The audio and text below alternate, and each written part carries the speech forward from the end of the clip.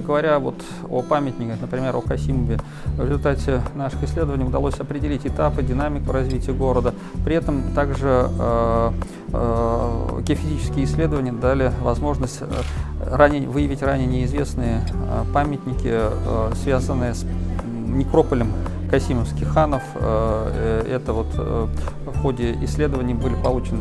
Также исследования каменных строений и памятников на территории Калмыкии. Это Башанта, памятник, относящийся к хазарскому каганату. Это и городище Байбалык на территории Монголии. Каждый памятник имеет свое отличие и свою уникальность, и на каждом, безусловно, мы получали огромное количество информации для последующего анализа и изучения.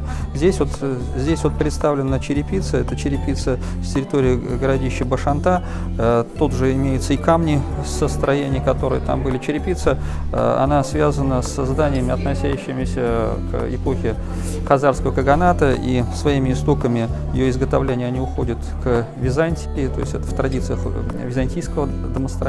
Но хазарский каганат, он был тесно связан, и многие элементы, связанные с культурой, с традицией, воспринимались, и оно нашло отражение и на данном памятнике. В экспозиции представлены предметный ряд, это только часть больших коллекций, которые удалось в ходе исследований получить, и они сейчас обрабатываются, анализируются, реставрируются и готовятся к печати, к публикации в виде отдельных больших исследовательских работ по итогам данных работ, которые проводились.